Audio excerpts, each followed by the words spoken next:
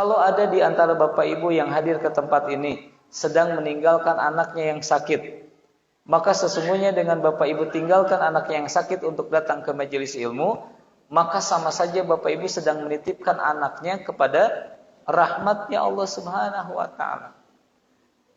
Kejadiannya bapak ibu sekalian, kalau bapak ibu merujuk pada kisah mulia Nabi Ibrahim, maka masih ingatkah bapak ibu sekalian saat Nabi Ibrahim pernah diminta oleh Allah untuk meninggalkan Siti Hajar dan Nabi Ismail?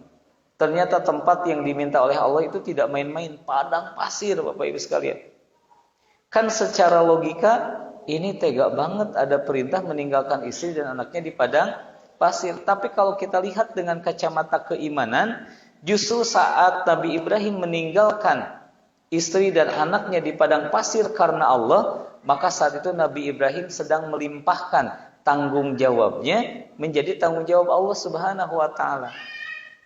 Jadi kalau lihat dari kacamata keimanan, lebih aman diurus oleh Allah daripada diurus oleh Nabi Ibrahim.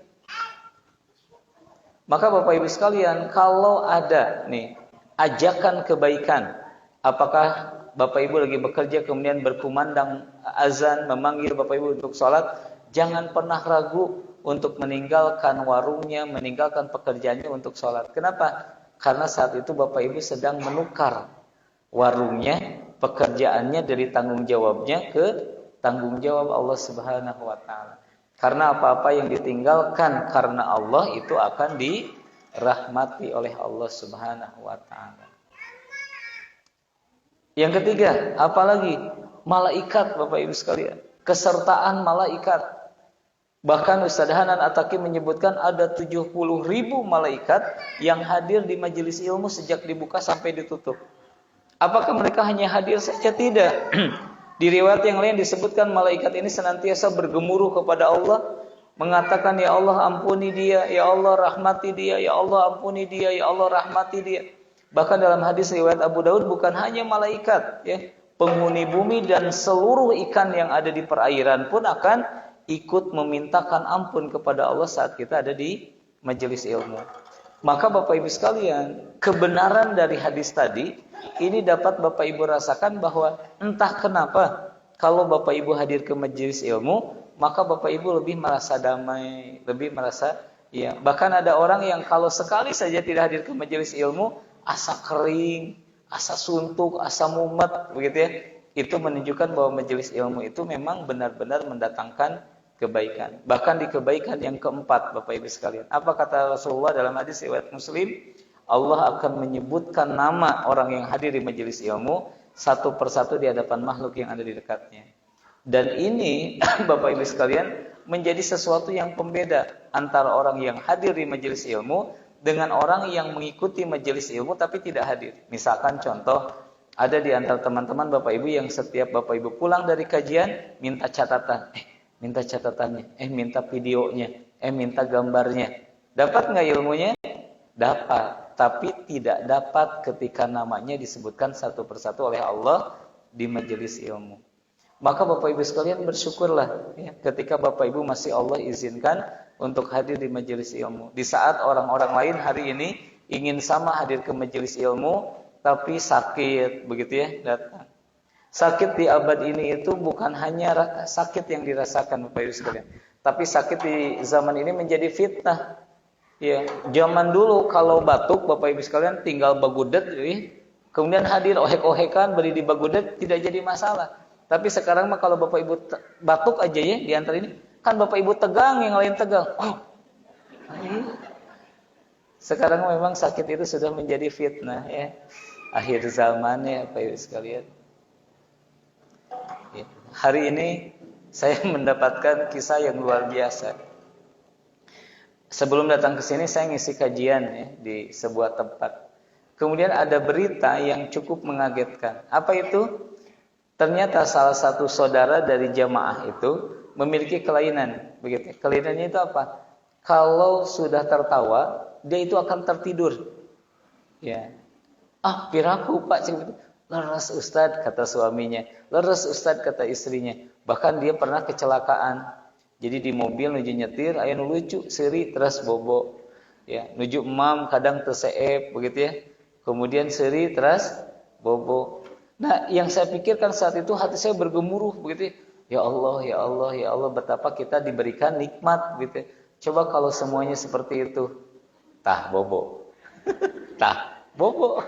Itu barobo gitu ya. Tapi kan urang mah teu kitunya. Alhamdulillah. Asa aheng Bapak Ibu ya, asa piraku. Tapi beliau mengatakan bahwa itu benar kejadiannya. Nah, kisah beliau itu menjadi pengingat kepada hati kita. Aduh, subhanallah ya. Untuk apa banyak uang kalau kita begitu setiap bahagia tidur begitu. Kebayangnya repot hari-hari kita gitu. Tapi ada yang begitu ya. Ini mengingatkan kepada kita betapa harusnya kita bersyukur kepada Allah atas berbagai nikmat begitu ya. Berbagai nikmat. Baik. Termasuk salah satu nikmat Allah yaitu apa? Allah senantiasa memberikan kesempatan untuk mendapatkan kebaikan meskipun kita memiliki keburukan. Kita mulai dengan kaidah yang disampaikan oleh Ibnu Qayyim. Mohon direnungkan Bapak Ibu sekalian. Andai saja setiap diri berani jujur akan dirinya sendiri, niscaya dia akan disibukkan untuk memperbaiki diri tanpa disibukkan untuk mencari celah kekurangan orang lain. Andai kita berani jujur akan diri kita sendiri, maka kita akan melihat betapa buruknya diri kita. Mari kita bermuhasabah sedikit Bapak Ibu sekalian. Saya ingin Bapak Ibu menjawab pertanyaan sederhana dari saya itu dengan jawaban yang jujur dan sepenuh hati. Saya ingin tanya Bapak Ibu sekalian, apakah Bapak Ibu punya orang tua? Baik yang masih ada atau yang sudah tiada punya? Nah, pertanyaan saya sederhana. Ini mah menurut Bapak Ibu Menurut Bapak Ibu, apakah Bapak Ibu sudah menjadi anak yang baik untuk orang tuanya? Betul ya. Jadi kalau kita jujur akan diri kita sendiri, maka nampaklah dengan jelas betapa tidak pantasnya kita menjelekan orang lain.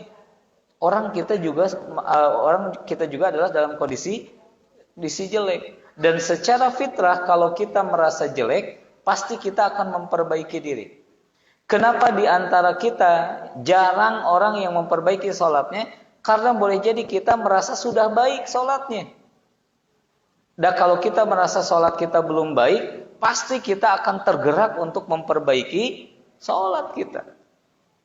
Banyak orang yang gagal menjadi orang tua, kenapa? Karena merasa sudah segala diberikan untuk anaknya.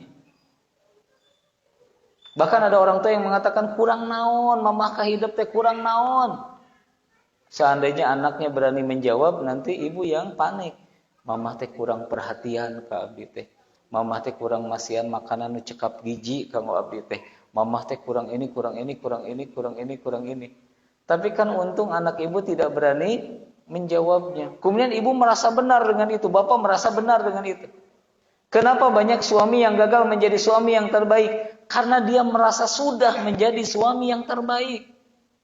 Coba bapak lihat lagi dengan detail. Satu pertanyaan yang menggetarkan hati untuk setiap suami.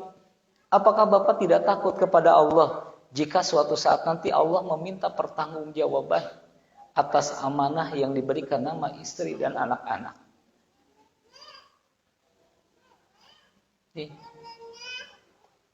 Ditanya nanti secara detail. Sebagai suami apa yang bapak lakukan? Apakah bapak menyakiti hati istrinya atau bapak menyenangkan hati istrinya?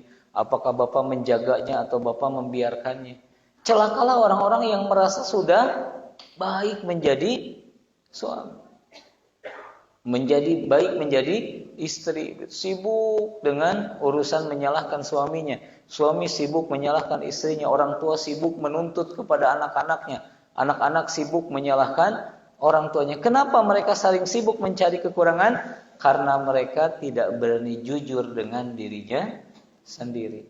Nah, saya ingin Bapak Ibu sekalian sebelum masuk ke materi hari ini membahas sebuah hadis gitu tentang perintah Allah dan Rasul-Nya agar kita menyusul keburukan dengan kebaikan. Mari kita mulai dengan mengakui keburukan diri kita.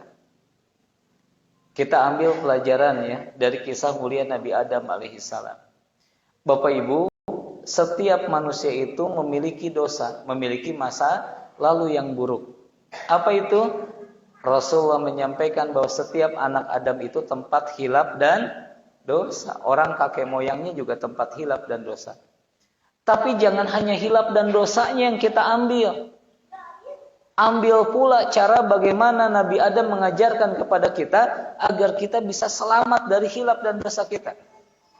Dalam hadis disebutkan setiap anak Adam itu tempat hilaf dan dosa. Maka jangan putus asa kalau di suatu hari kita melakukan hilaf dan dosa. Lihat kata Rasul, dan sebaik-baik orang yang hilaf dan dosa adalah mereka yang bertaubat.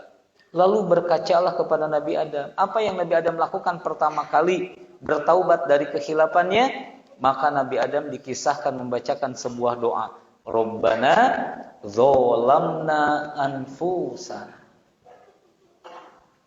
Jadi Bapak Ibu sekalian, ya, langkah untuk menjadi baik itu adalah kita harus mengakui keburukan diri kita sendiri. Ibu akan menambahkan garam di nasi gorengnya kalau setelah dicicipi ibu akui bahwa masakannya kurang garam.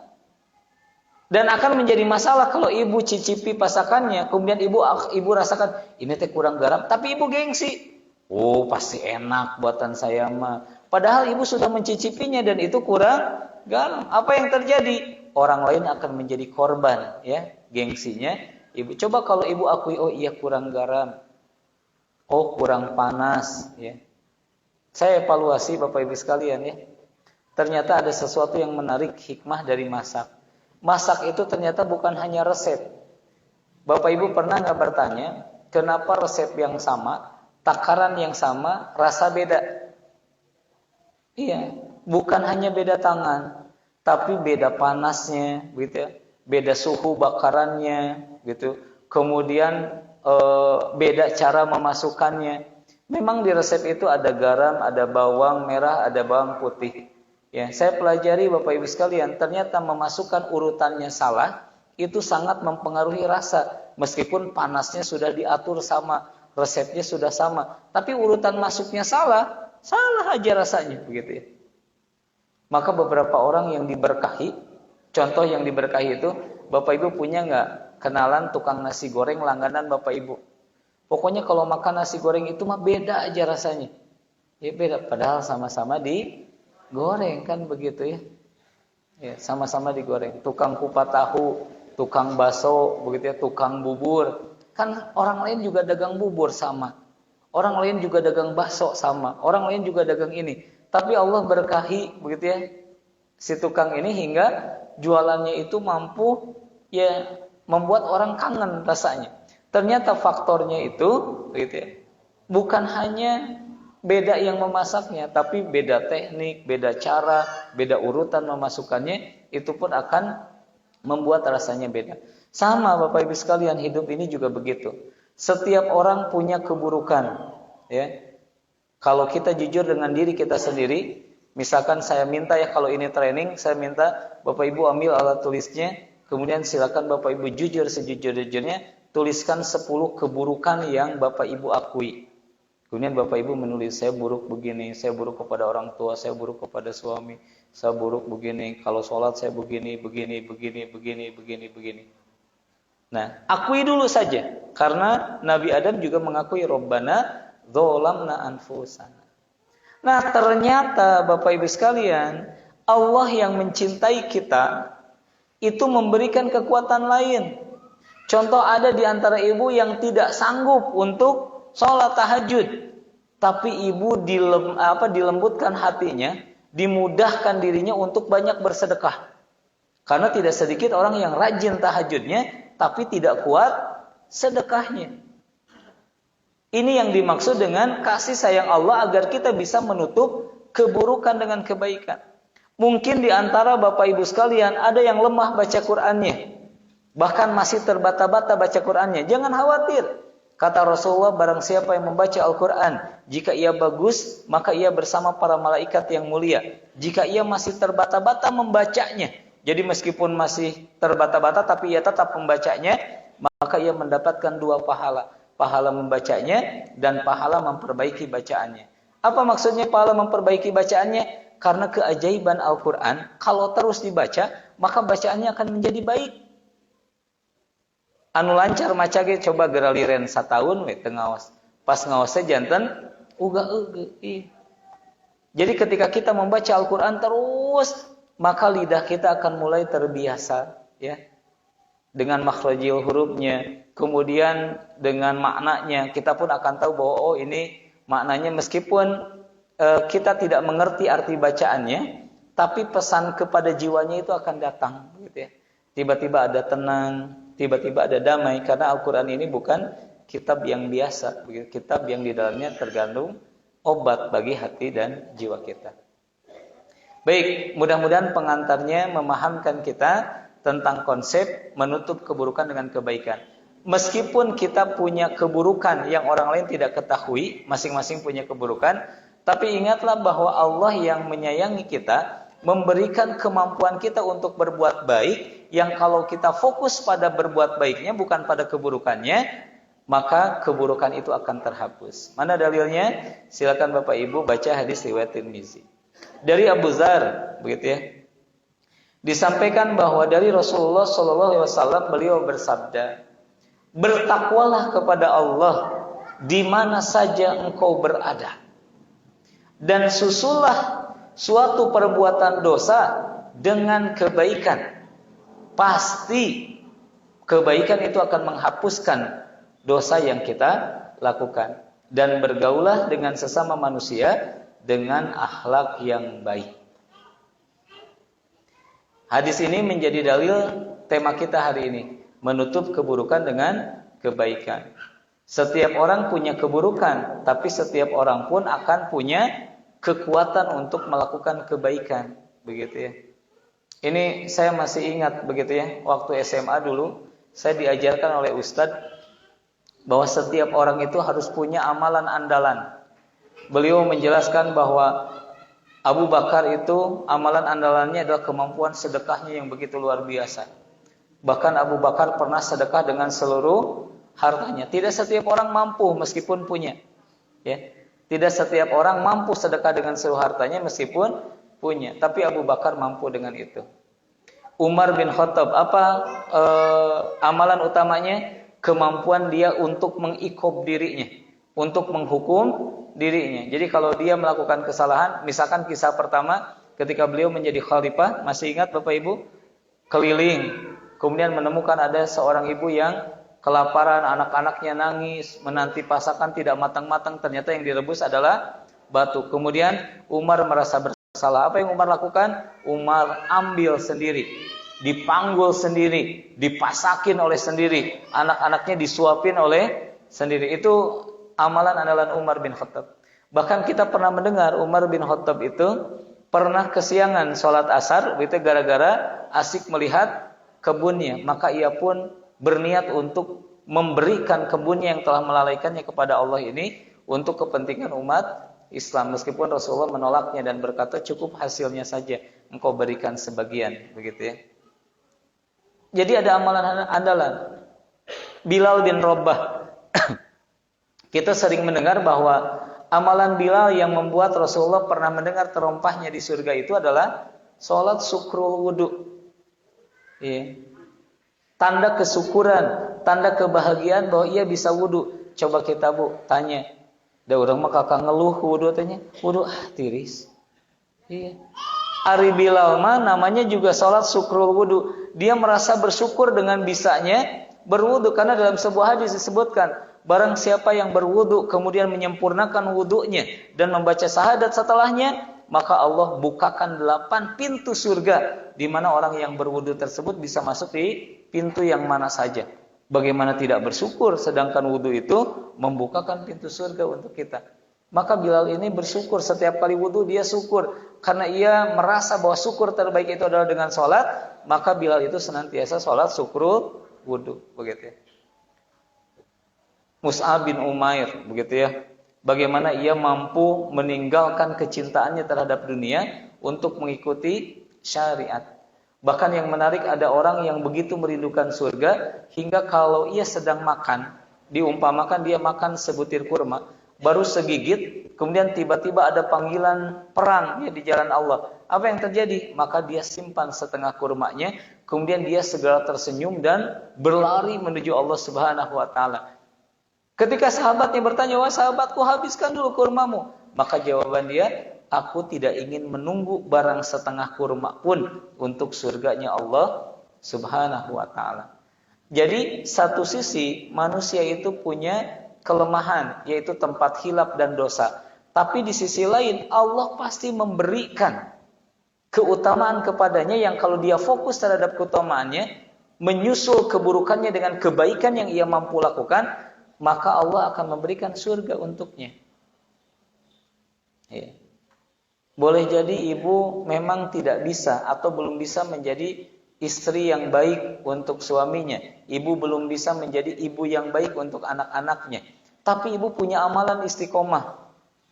Misalkan sholat duha yang tidak pernah ibu tinggalkan. Yang setiap selesai sholat duha ibu mengangkat tangan untuk kebaikan suami dan anak-anaknya.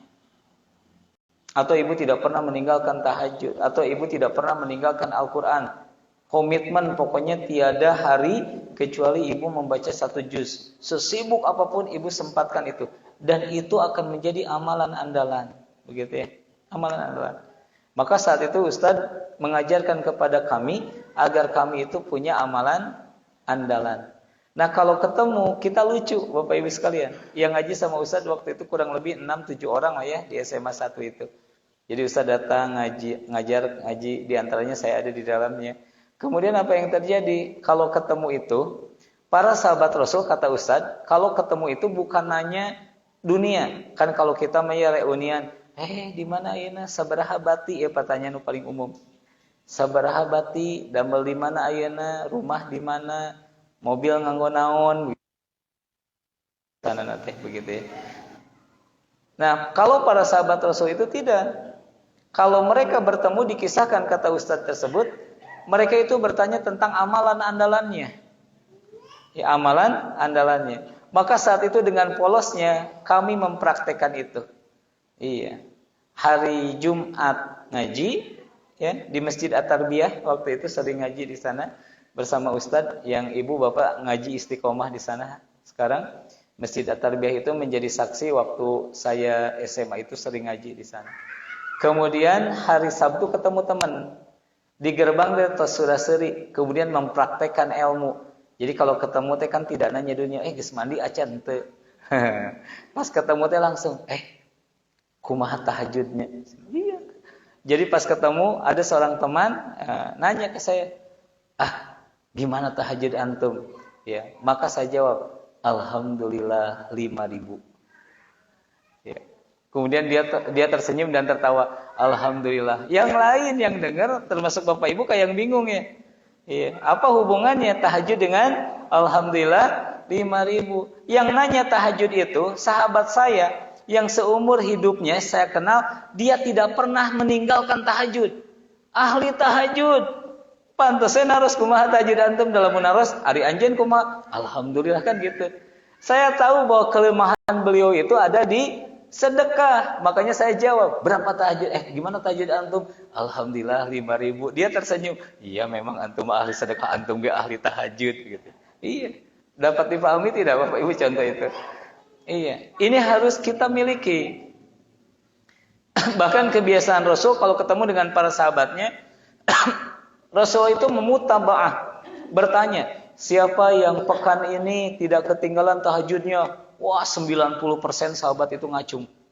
Siapa yang hari ini saum Senin Kamisnya ngacung. Siapa yang minggu ini saumnya bukan Senin Kamis tapi Daud, mulai sedikit tuh yang ngacung.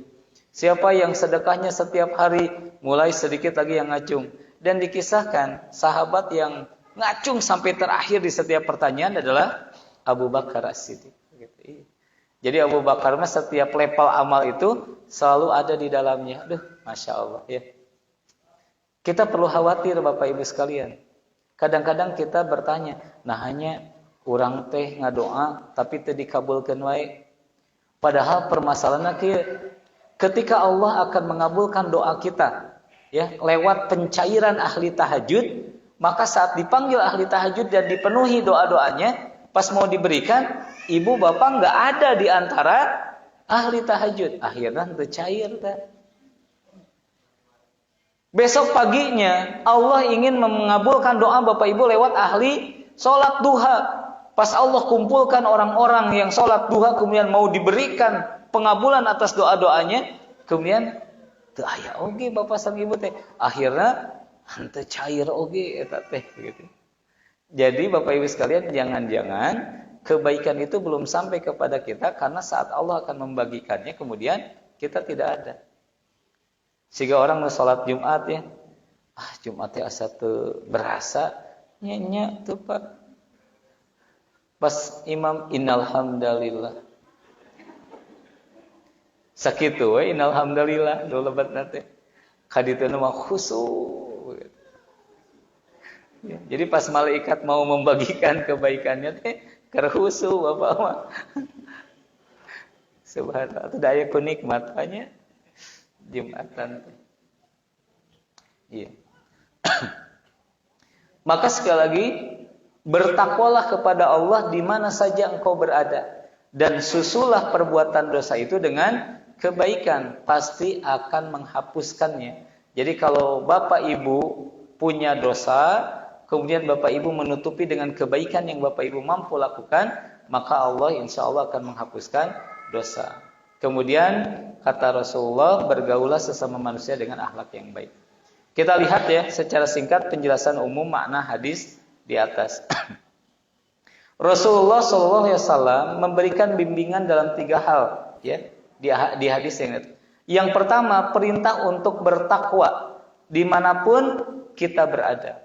Apa itu takwa? Nanti kita akan coba bahas ya setelah ini. Yang kedua, jika suatu ketika kita melakukan dosa, maka segera susulah, kejarlah dosa itu atau tutupilah dosa itu dengan apa? Dengan banyak berbuat ibadah dan kebaikan.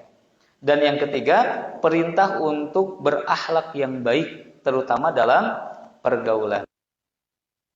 Yang pertama ya, makna takwa. Apa itu takwa? Takwa didefinisikan sebagai amalan ketaatan kepada Allah berdasarkan cahaya dari Allah dengan mengharap pahala Allah dan menjauhi kemaksiatan-kemaksiatan kepada Allah berdasarkan cahaya dari Allah dengan perasaan takut dari azab Allah Subhanahu wa taala. Ini salah satu definisi takwa dari salah seorang sahabat Nabi. Yang berikutnya, beberapa poin yang terpenting dari definisi takwa. Yang pertama,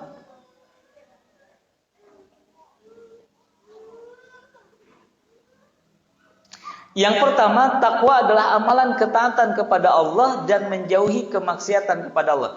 Ini definisi umum ya, yang sering kita dapatkan bahwa takwa itu adalah menjalankan ketaatan dan meninggalkan kemaksiatan. Sedangkan kita tahu bahwa meninggalkan kemaksiatan itu ada dalam 2 bentuknya ya. Meninggalkan larangan Allah dan apa? Meninggalkan kelalaian terhadap perintah Allah Subhanahu wa taala. Yang kedua, takwa itu harus berupa amal perbuatan, tidak cukup di dalam hati atau dalam ucapan saja. Jadi kalau Bapak Ibu membicarakan takwa, maka yang dibicarakan itu adalah amal. Saya sering menyampaikan ini di hadapan Bapak Ibu sekalian. Seorang suami yang baik itu bukan suami yang tahu dan punya niat untuk membahagiakan istrinya, bukan. Tapi seorang suami yang baik itu adalah suami yang benar-benar membahagiakan istrinya. Karena banyak di antara kita yang tahu harus membahagiakan istri, yang punya niat untuk membahagiakan istri, tapi membahagiakannya tidak. Sama, istri yang baik itu bukan istri yang tahu harus memuliakan suaminya. Karena tidak sedikit orang ya, istri yang tahu harus memuliakan suaminya, tapi dia suaminya. Berbagai alasan kadang-kadang mengalahkan ya kemampuan istri untuk memuliakan suaminya. Maka takwa itu harus berupa amal perbuatan. Kemudian yang berikutnya, catatan penting tentang takwa. Takwa itu harus berdasarkan cahaya dari Allah atau ilmu syar'i. dan i'tiba, mengikuti apa yang Rasulullah contohkan. Jadi takwa itu bukan hanya amal yang dilakukan, tapi amal yang ilmu. Karena tidak sedikit orang beramal berdasarkan hawa nafsunya. Ramadan sebentar lagi datang, ya. Banyak orang yang di awal Ramadan dia melakukan amal soleh dengan hawa nafsunya, bukan dengan ilmu syar'inya, bukan dengan pengetahuannya, bukan dengan keimanannya. Maka kata Rasulullah, diingatkan, barang siapa yang saum di bulan Ramadan imanan wa ihtisaban, dengan penuh iman dan penuh perhitungan, penuh persiapan, maka ghufirallahu ma taqaddama min dambi. Ya, Bapak Ibu sekalian, masih ada waktu 1 bulan agar Bapak Ibu sekalian bisa menyambut bulan yang agung itu dengan penuh perhitungan, dengan penuh persiapan. Perhatikan Bapak Ibu sekalian, tidak mungkin seseorang bisa bertakwa kepada Allah tanpa ilmu. Dengan ilmu ia akan tahu mana hal-hal yang diperintahkan oleh Allah, mana yang wajib, mana yang sunnah, termasuk ilmu sedekah, ilmu berinfak, ilmu berzakat, itu juga ada disiplin ilmunya. Banyak orang yang bertanya, kenapa ya saya sudah bersedekah tapi janji Allah dalam sedekah tidak saya dapatkan. Boleh jadi apa yang ibu lakukan tidak termasuk sedekah, sehingga janjinya pun tidak cair. Kayak gini nih, ibu teh anak SMP ya, ikut ujian anak SD. Kan ibu merasa mudah ya, ibu mudah ya, pasti betul, pasti lulus. Pas diumumkan ibu teh lulus SMP. Nah, dan di usian lagi soal SD. Kahartos punya. Iya. Banyak orang yang dia merasa banyak beramal, kemudian ternyata di sisi Allah tidak ada satupun amal yang diterima. Kenapa? Karena ternyata ia melakukannya tidak dengan ilmu, begitu ya. Kadang-kadang orang mengeluarkan zakat tanpa ilmu sehingga zakatnya tidak terhitung zakat. Orang bersedekah tanpa ilmu sehingga sedekahnya bukan mendatangkan kebaikan tapi justru mendatangkan keburukan. Maka pastikan kita melakukan amal-amal itu dengan ilmu. Seseorang bisa beribadah kepada Allah hanya dengan tuntunan dari Rasulullah sallallahu alaihi wasallam. Jadi takwa itu Bapak Ibu sekalian harus didasari keikhlasan melakukannya karena Allah, bukan karena tendensi yang lain, begitu ya. Ia jalankan ketaatan karena mengharapkan pahala Allah, dan ia tinggalkan kemaksiatan karena takut dari azab Allah. Jadi semuanya orientasinya kepada Allahnya, bukan kepada pahalanya, bukan kepada ancamannya. Nah, dari sini kita paham bahwa yang pertama, ketika kita mendengar hadis yang tadi diperintahkan untuk bertakwa di mana saja kamu berada, kurang lebih 2 esensinya itu. Kita disuruh menjaga amal, baik itu dalam melaksanakan perintah Allah atau meninggalkan larangan Allah dimanapun kamu berada. Yang kedua, kita menjaga kualitas hati kita dan benar atau tidak benarnya amal yang kita lakukan. Nanti Bapak Ibu sekalian, kita akan bertemu dengan tarhib Ramadan. Nanti biasanya mendekati Ramadan, ibu bapak akan banyak menemukan kajian tentang persiapan bulan Ramadan. Termasuk nanti salah satu materi dari saya juga sama tentang persiapan bulan Ramadan. Ikuti saja, karena kita tidak pernah tahu ilmu yang mana yang membuat kita benar-benar siap menghadapi bulan Ramadan, siap memetik manisnya bulan Ramadan, begitu. Kemudian yang kedua, ini perintah yang pertama ya, bertakwalah kalian dimanapun kamu berada. Yang kedua, ya, makna dari hadis itu adalah iringilah perbuatan dosa dengan kebaikan-kebaikan, niscaya akan menghapus dosa tersebut. Amal ibadah yang dikerjakan dengan ikhlas dan sesuai dengan sunnah Rasul selain menambah pahala juga menghapus dosa sebelumnya. Di antaranya adalah sholat, puasa, sedekah, umroh, amar ma'ruf, nahi munkar, duduk di majelis taklim dan semisalnya. Sekali lagi Bapak Ibu lihat ya, baca amal-amalan ini, amal-amal yang disebut ini, ya, di antaranya sholat, puasa, sedekah, umroh, amar ma'ruf, nahi munkar, dan duduk di majelis taklim dan semisalnya, artinya amal-amal lainnya itu disebutkan dalam keterangannya itu bisa menghapuskan dosa. Di antaranya, lihat Bapak Ibu sekalian hadis riwayat Muslim. Sholat 5 waktu, yang satu dengan yang berikutnya, Jumat dengan Jumat, Ramadan dengan Ramadan, sebagai penghapus dosa diantaranya, jika dosa-dosa besar ditinggalkan. Jadi Bapak Ibu sekalian, kita itu harus punya harapan yang besar. Kalau malam hari kita lewatkan dengan kelalaian, maka hapuskan kelalaian malam hari itu dengan apa? Baiknya sholat subuh kita. Kalau sholat subuh kita lalai, kesiangan, begitu ya, tidak sempat sholat 2 rakaat sebelum subuhnya, maka hapuskan kelalaian kita itu di sholat duhur. Hapuskan kelalaian kita di waktu subuh dengan baiknya sholat duhur kita. Kurang lebih motivasi yang ingin diberikan begitu. Jadi kalau ibu merasa pagi-pagi tadi sudah membuat tidak enak suami, maka malam hari ini bikin suami bukan enak bu ya, bahagia. Ibu mah ada sok anak gitu wae. Bikin bahagia bukan bikin enak.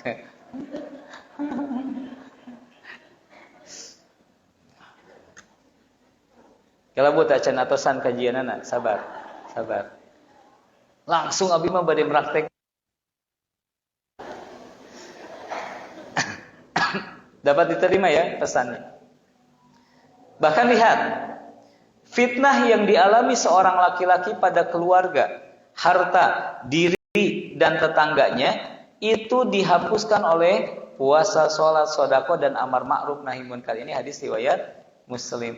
Jadi kalau ibu bapak merasa belum bisa baik di keluarganya, ibu bapak belum bisa memberikan kebahagiaan lewat harta yang diberikannya, jangan kecil hati Bapak Ibu sekalian. Anggaplah itu sebuah kesalahan kita ketika kita tidak membahagiakan keluarga, tidak mencukupi kebutuhan keluarga. Akui itu sebagai kekurangan kita. Tapi Bapak Ibu harus ingat kata Rasulullah, maka puasa, sholat, kan itu bisa menghapuskan kesalahan itu. Jadi kalau kita merasa belum bisa membahagiakan secara materi, begitu ya, maka hapuslah kesalahan itu dengan memperbanyak sholat, sodako, puasa, amar ma'ruf, nahi munkar. Bapak Ibu kalau mendengar sodako, identiknya itu tidak hanya dengan harta ya. Kalau zakat harus dengan harta, infak harus dengan materi, begitu ya. Tidak harus harta saja, tapi infak itu bisa dengan materi. Jadi harus ada bentuk realnya. Tapi sodako itu luar biasa. Senyum saja bisa menjadi sodako. Berniat berbuat baik saja bisa menjadi sodako. Karena kata Rasulullah dalam hadis riwayat Bukhari, seluruh kebaikan itu adalah sodako. Maka sodako itu akan mengurangi kelemahan kita. Contoh misalkan ya, seorang suami yang belum bisa membahagiakan istrinya dengan materi, ya setidaknya ringankan beban istrinya, beban psikologisnya. Kadainya para suami ulah tenteingan nuju mah henteu tiasa ngabahagiakan secara materi, sibuk menjaga harga dirinya dengan menyalahkan istrinya. Kan enak gitu. Rumasaan misalkan, atau udah papa mah apa, udah mah materinya nggak ngasih, kemudian ngariweuh ku pikiran begitu ya. Jangan ya. Sekarang sudah tahu ilmunya. Kalaulah kita belum bisa membagikan dengan materi, atau bahagiakan dengan meringankan pikiran istri.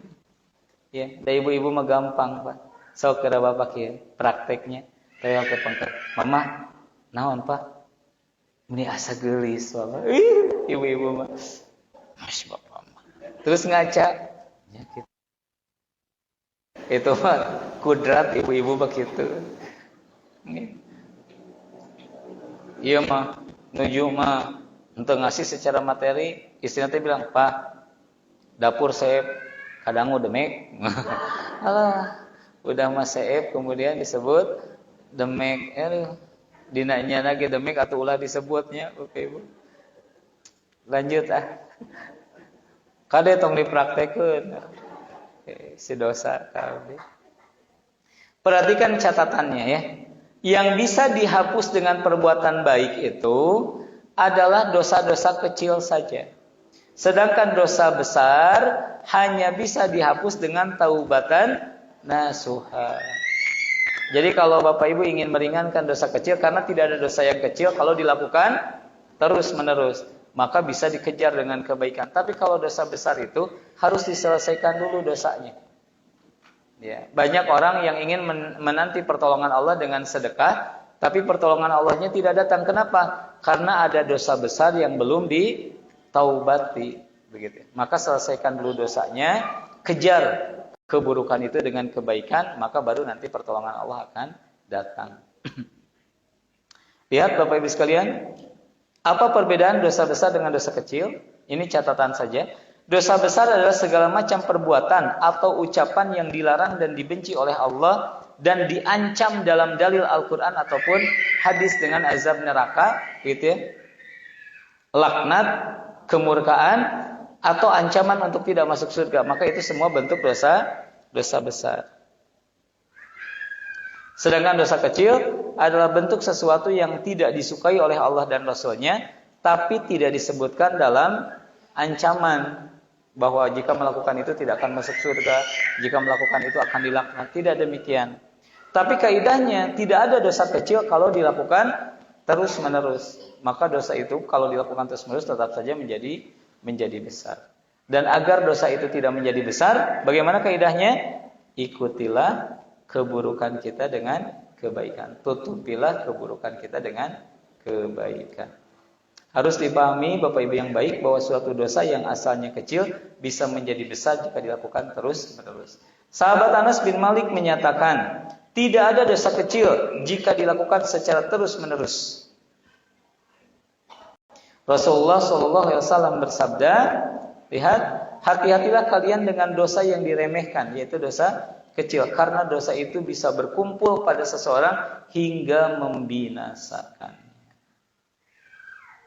Dulu Ustadz pernah menasihati kepada saya begini, banyak orang yang tidak merasa bersalah ketika ia membatalkan hal yang sunnah dengan alasan kenweah da eta mah sunnah.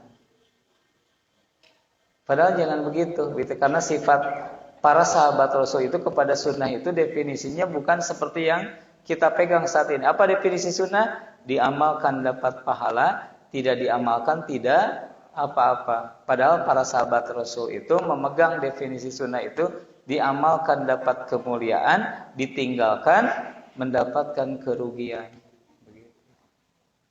Ingat ya, dalam hadis qudsi disebutkan, jika seseorang melaksanakan yang wajib, maka dia akan dekat dengan Allah. Jika seseorang yang melaksanakan yang wajib itu menyempurnakan yang sunnah, maka dia akan dicintai oleh Allah.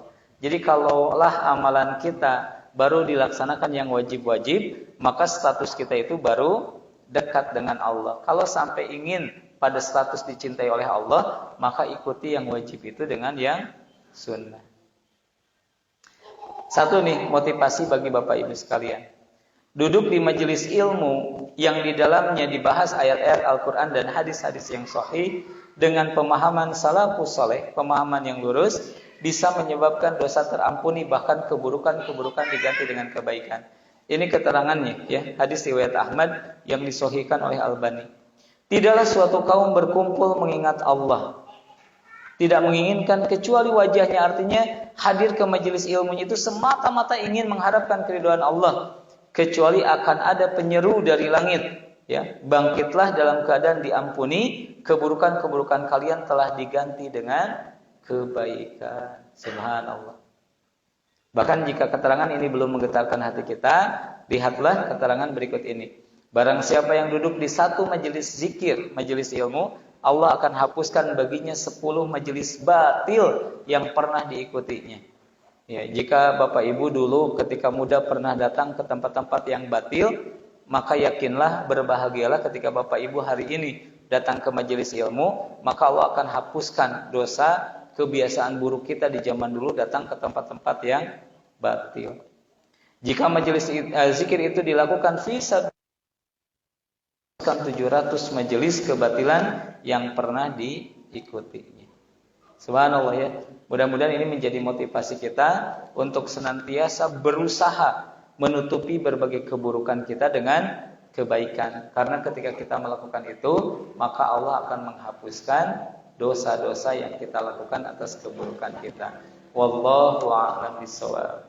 Mudah-mudahan Bapak Ibu sekalian di pertemuan yang sederhana ini tetap Allah curahkan rahmatnya kepada kita, Allah karuniakan keberkahannya, sehingga kita lebih semangat untuk lebih taat kepada Allah untuk lebih berbahagia dengan jaminan Allah Subhanahu wa taala.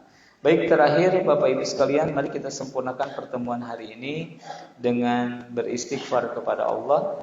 Beristighfarlah dengan sebenar-benarnya istighfar. Istighfar yang menjadi jalan kebaikan kita untuk menutupi keburukan kita. Yakini bahwa setiap istighfar yang kita ucapkan adalah kebaikan yang akan menutupi keburukan kita. Dan bagi Bapak Ibu yang ingin menyempurnakan pertemuan hari ini dengan infak sedekah terbaiknya, silakan siapkan sambil beristighfar, tunggu jemputan infak sedekah terbaik. Astaghfirullahaladzim. Astaghfirullahaladzim. Astaghfirullahaladzim. Astaghfirullahaladzim. Astaghfirullahaladzim. Astaghfirullahaladzim.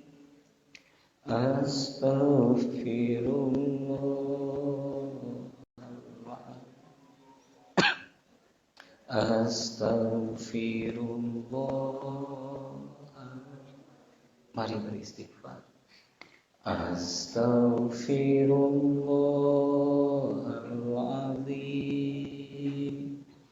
Astaghfirullahaladzim. Astaghfirullahaladzim. Astaghfirullahaladzim. Astaghfirullahaladzim. Astaghfirullahaladzim. Astaghfirullahaladzim. Astagfirullahaladzim. Astagfirullahaladzim. Bapak Ibu yang baik, sejenak panggil nama Allah. Ya Allah, ini kami ya Allah. Lihatlah kami, tataplah kami, dan dengarlah doa-doa kami. Lalu segera masing-masing berdoa kepada Allah. Akui kezaliman dirinya sendiri. Allahumma Rabbana zalamna anfusana wa illam taghfir lana wa tarhamna lanakunanna minal khasirin. La ilaha illa subhanaka inni kuntu minadh dhalimin.